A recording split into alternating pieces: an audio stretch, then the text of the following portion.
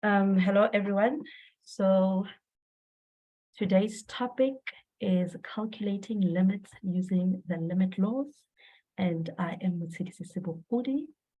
So without wasting any time, let us begin.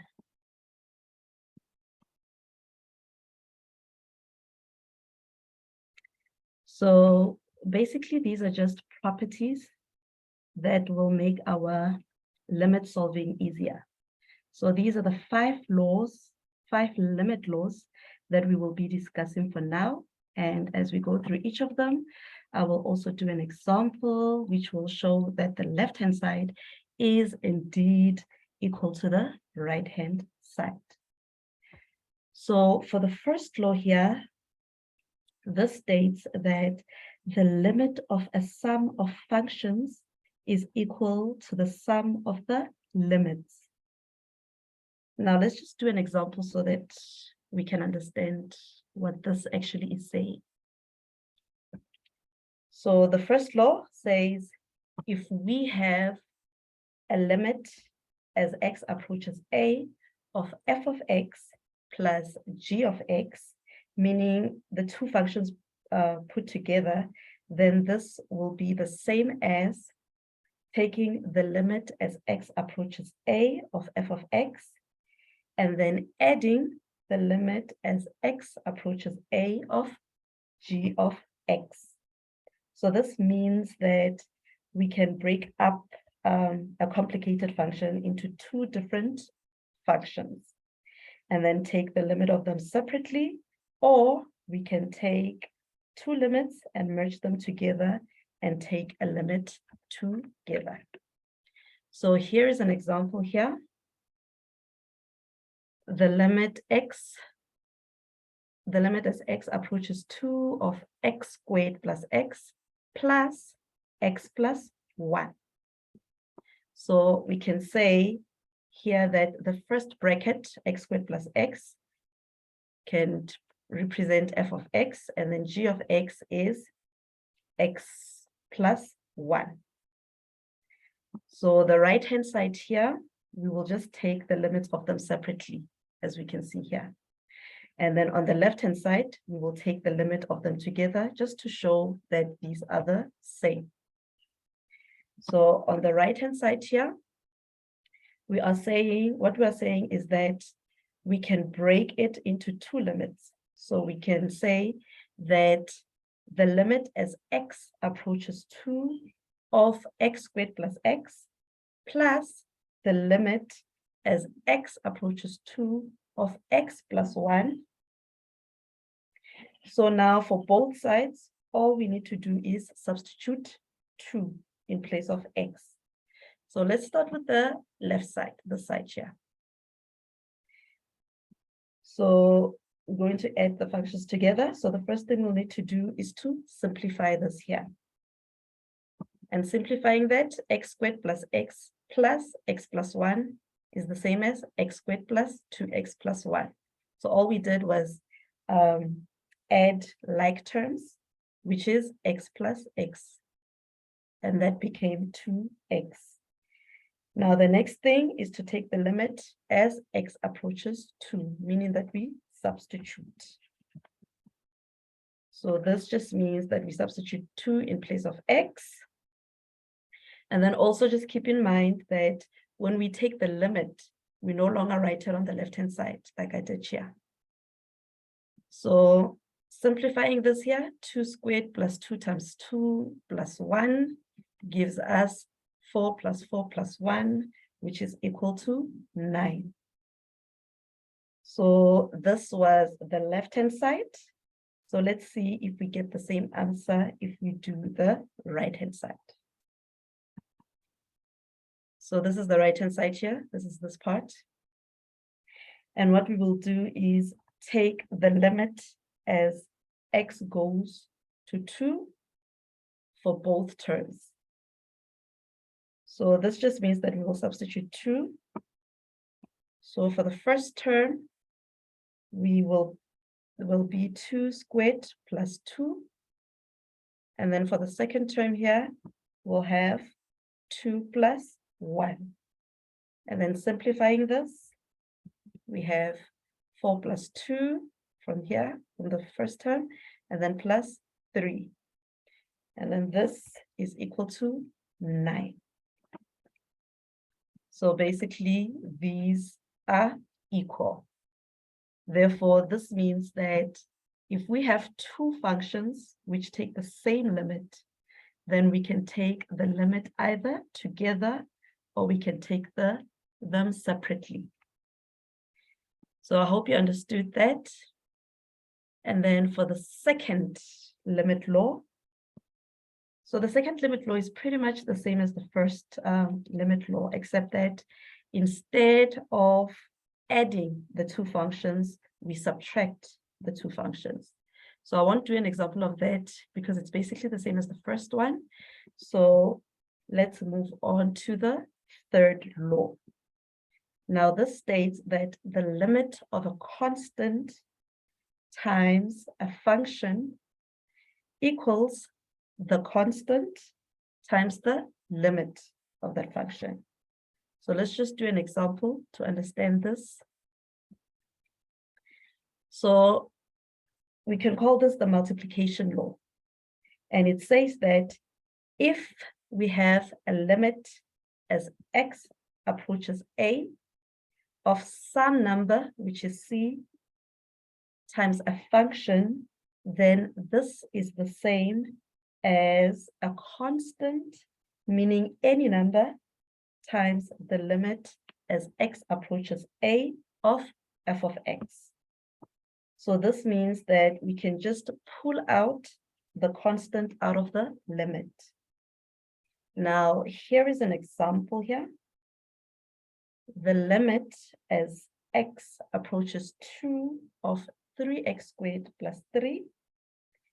Now, if I just substitute 2 and evaluate it like this, then we'll have 3 times 2 squared plus 3, which is equals to 3 times 4 plus 3, which gives us 15.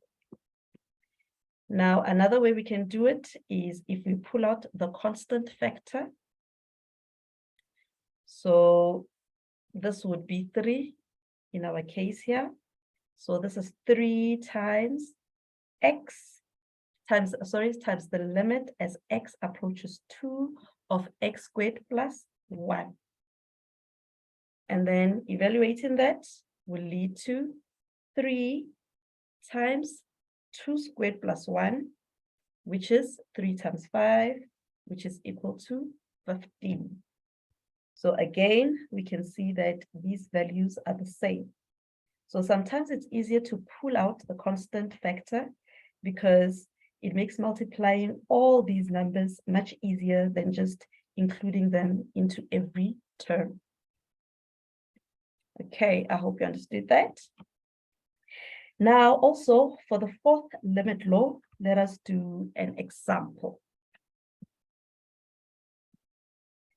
So this states that if we multiply two functions together and take their limits, then we can just take their limits separately and then multiply the limits together. So here,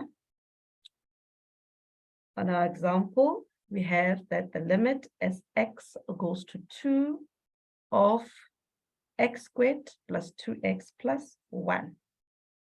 Now, if we factor this, we get the limit as x approaches 2 of x plus 1 times x plus 1. So basically, f of x will represent the first bracket, x plus 1, and then g of x will be this function here, x plus 1. So now, just focusing on the right-hand side, this part alone, we can see that these can be split up. So we do that by taking the limit as x approaches 2 of x plus 1, and then multiply it by the limit as x approaches 2 of x plus 1. So this gives us 2 plus 1 times 2 plus 1, which is equal to 3 times 3, which is 9. So that was the right-hand side. Now for the left-hand side, now for the left-hand side, if we just take the limit of the function as it is, then we will have 2 squared plus 2 times 2 plus 1. And then when we simplify this, we get 4 plus 4 plus 1, which is equal to 9. So we can see that even if we multiply two functions together and take their limits, we can just take the limits separately and then multiply them together later. Okay, so that was the fourth law. Now for the fifth limit law, we will also do an example of that.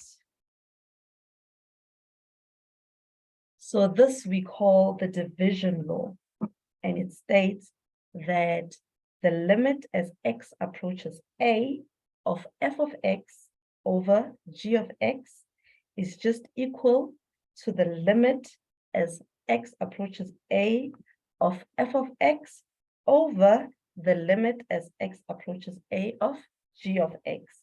And this is only true if the limit as x approaches a of g of x is not equal to 0. So I think we all know that dividing by 0 gives an undefined answer. So the limit of g of x cannot be equal to 0. All right. Now, looking at the example, we have that the limit as x approaches 2 of 3 of x over x squared plus 1. Now, if we substitute 2 right away, then we get 3 times 2 over 2 squared plus 1, which is equal to 6 over 5. But again, we can choose to take the limit individually, like on the right-hand side here.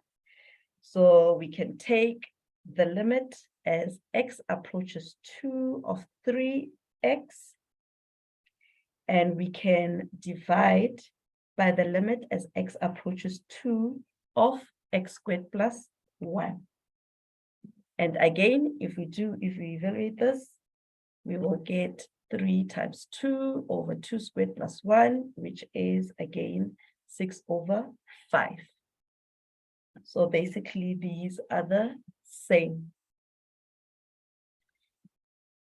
So these are the 5 limit laws, and I think that we now know how to apply each law. So let's do just one exercise and implement these laws. So here is an exercise here. And the first thing that we do is to factor out 5. We can see that there's a common factor here, which is 5. So we can just factor out 5. And then doing so leads to 5 times the limit as x approaches 5 of 2x squared plus x minus 4. And now we can take the limit of each term individually. So this is our first law. We've just applied the first law that we learned by taking each limit individually.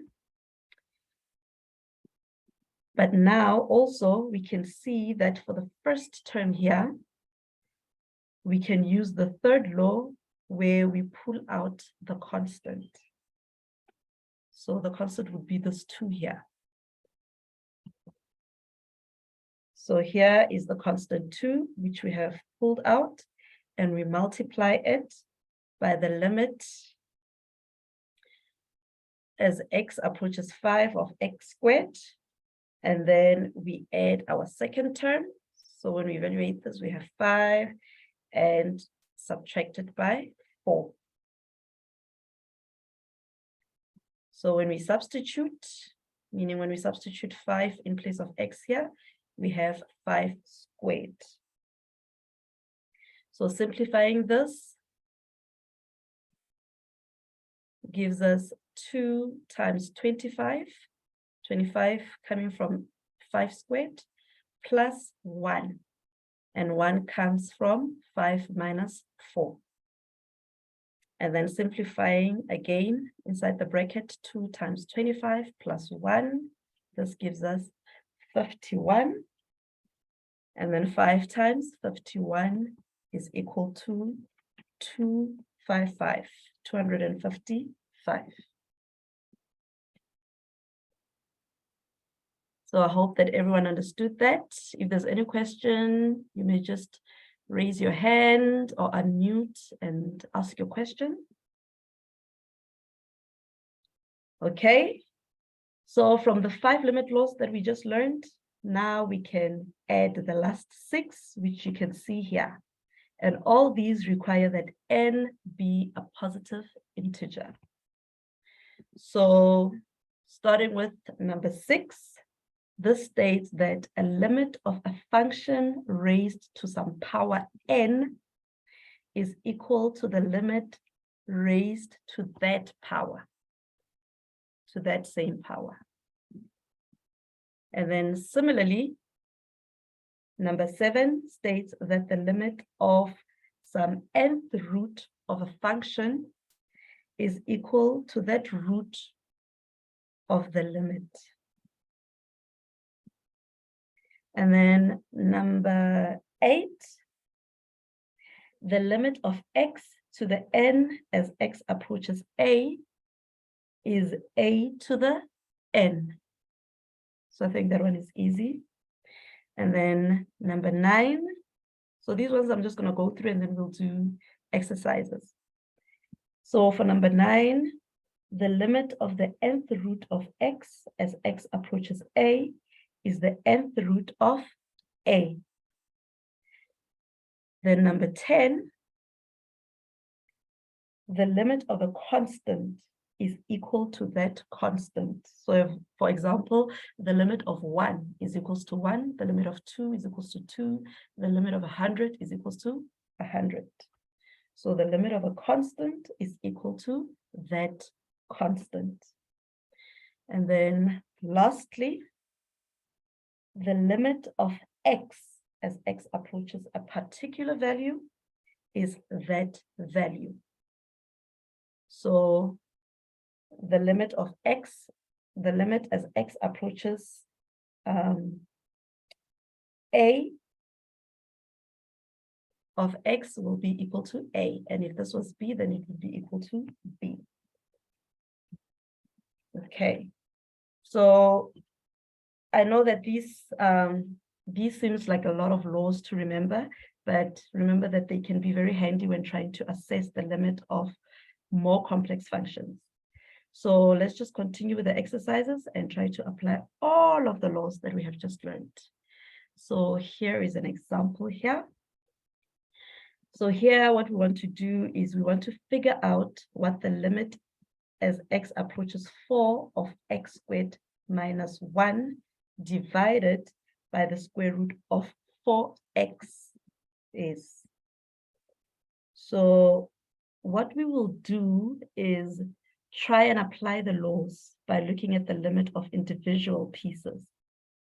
And we will basically break it down to the point where I can use those results to get the individual limits. So the first law we're going to use is the quotient law, just by looking at this. So we're going to use the quotient law, which says that I'm allowed to take the limit of the top and divide it by the limit of the bottom. So at least now I don't have to worry about fractions because I can just take the limit of the numerator and then divide it by the limit of the denominator. All right. So looking at the numerator here, I can see that I can now use the difference law. So the difference law, meaning that I'm going to take the limit of each term individually. So here I have the limit as x approaches 4 of x squared minus the limit as x approaches 4 of 1. So that is the difference law. And then for the bottom part, I used the root law by taking the root of the limit as x approaches 4 of 4x. All right. So we have used a few laws now, but we can still use a few more to break this down even further. So remember that if I take the limit of something raised to a power, then I can take the limit of that function and then raise it to the same power. So that is what I did with the first term there on the numerator. And then this one will stay the same. The second term will stay the same. And then at the bottom here, what we can do is use the constant rule. So I can just pull out the constant, and then, which is 4 in our case, and then multiply it by the limit as x approaches 4 of x. So I hope we're all on the same page and remember all the laws. So now I can start to substitute. So substituting the first one here, we'll have 4 squared. And then the second term here, substituting that, we know that the limit of a constant is that constant. Remember, I was saying that the limit of 1 is 1, the limit of 2 is 2, the limit of 100 is 100. So that is where this one comes from, because the limit of 1 is just 1. And then if we evaluate this here, we have 4 times 4 as the denominator. So simplifying this, 4 squared is 16 minus 1. And then the square root of 4 times 4 is the square root of 16. And then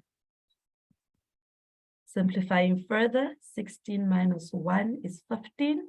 And then the square root of 16 is, sorry, not the square root of 4. This is supposed to be just 4. The square root of 16 is 4. So this is a mistake. So I hope you understood that the first exercise that we just did. Now let us continue to the second exercise. We have here that suppose that the limit as x approaches 4 of f of x is equals to 3, and the limit as x approaches 4 of g of x is equals to 7, and the limit as x approaches 4 of h of x is equal to -2. Now, using this information, evaluate the following limits. So let us just focus on the first one here. So here's the first one. So the law that we're going to start with is the sum, where we find the limit of each term individually, like that. So we follow the limit laws number 1 and 2. And then for each term here, everything is fine. But for the second term, we know we can use the constant law, where we take out the constant from the limit. So this is what happens then when we take out the constant. So now we can evaluate each limit now. So we were told that f of x is equals, the limit of f of x is equals to 3, the limit of h of x is equals to -2, and then the limit of g of x is equals to 7. So we basically just substitute those numbers. So here we have 3 minus 5, this is this 5, the constant, times -2, which is the limit of h of x, minus 7, which is the limit of g of x. And then subtracting, we get 6. So I hope everyone understands that. If there's any question, like I said, just raise your hand or unmute. So for the second part, we are asked to solve the limit where x approaches 4 of f of x multiplied by h of x squared plus 5. So from our limit laws, we know that we have, we can separate this product here. So we can take the limit as x approaches 4 of f of x and then multiply that by the limit as x approaches 4 of this function here. So this will be f of x, and this we can say is g of x, everything here inside the bracket. Okay, and then from this we can use the limit, the first limit, where we take the limit of each individual term like that. So we still have the limit as x approaches 4 of f of x, and then we multiply it by the sum of this, where we have the limit as x approaches 4 of h of x squared plus the limit as x approaches 4 of 5. And then again, we know that we have a limit law which deals with this term here. So we can just put the square inside, as I just did there.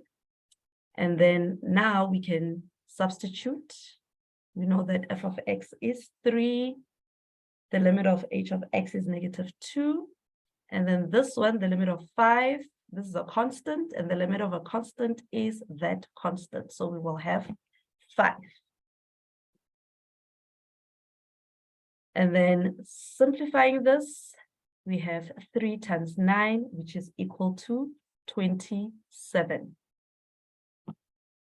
So I hope that you understood that clearly. And then for the last part of our exercise,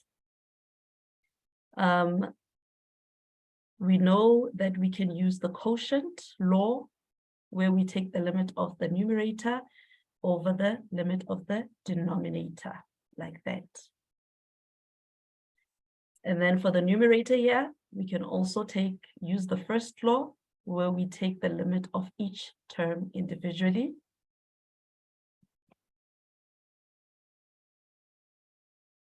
As we can see here.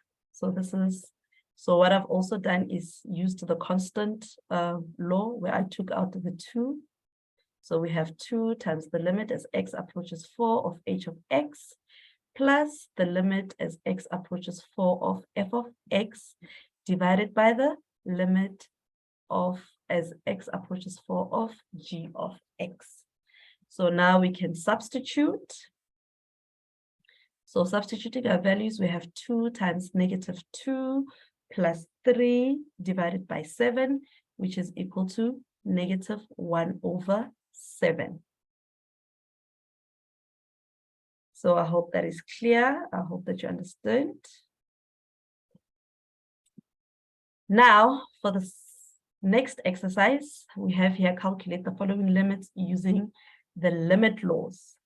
So the first one should be very easy. Is there a question? Okay. So the first one should be very easy.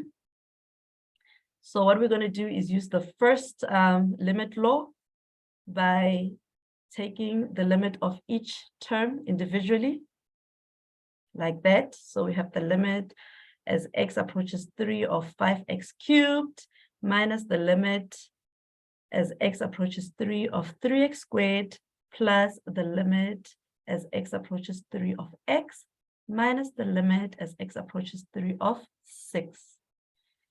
And then these two are fine, but here we can break these two even further, the first and the second term, by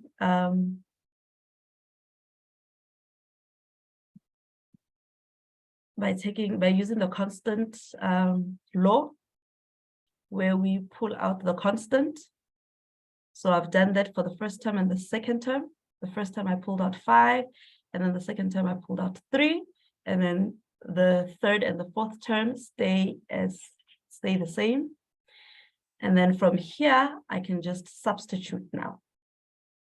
So this will be 5 times 3 cubed, sorry, minus 3 times 3 squared plus 3 minus 6. And then subtracting will lead to 105. So that is the answer, 105.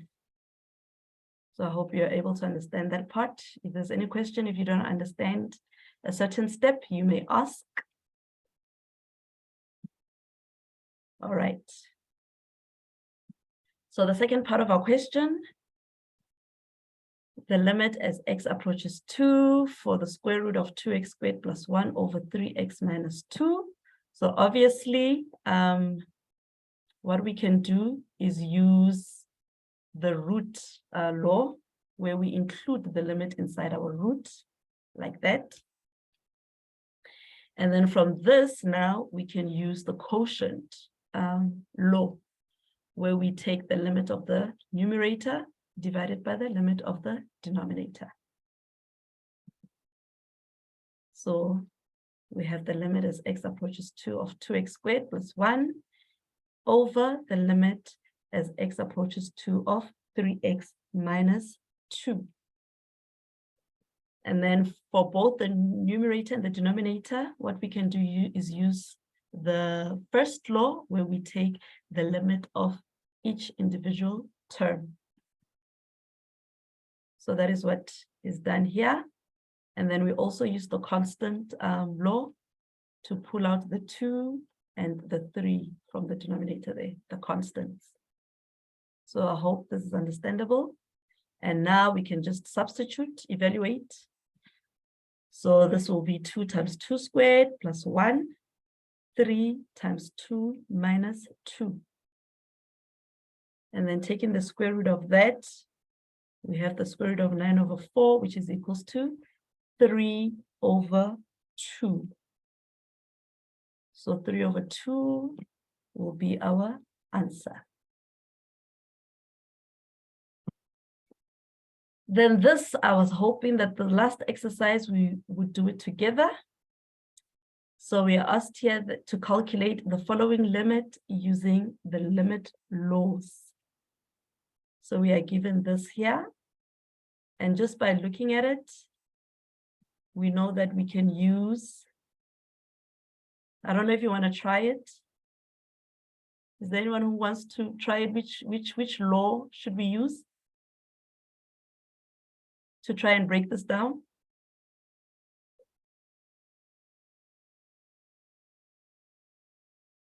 Anyone? Okay, so basically, we're going to use the quotient law.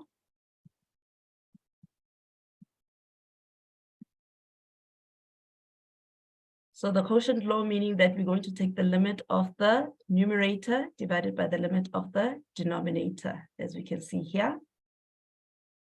And then obviously, we can also use the first law, limit law, for both the numerator and the denominator, where we take the limit of each term individually.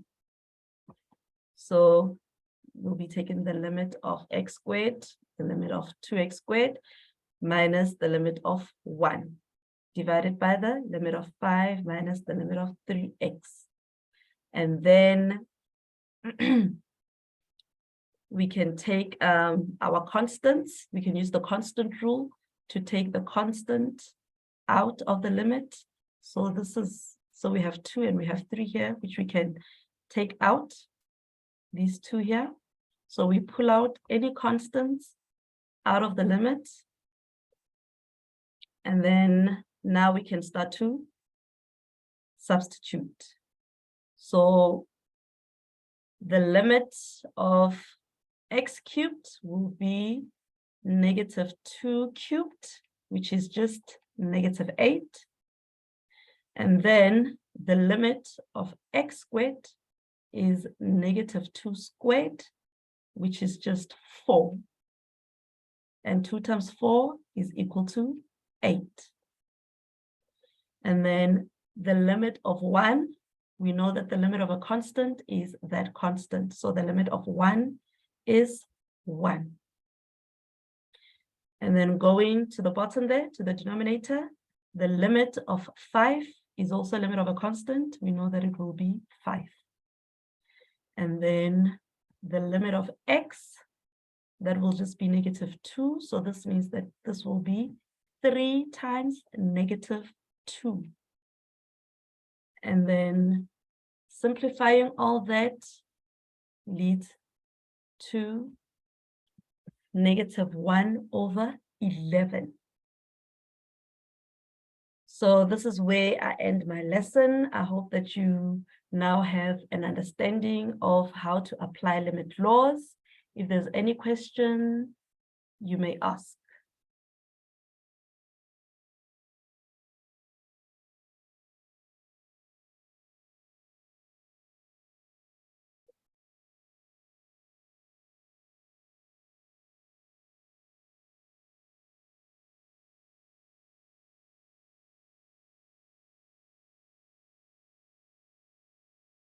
Okay, if there's no further questions, I don't know if the host is here.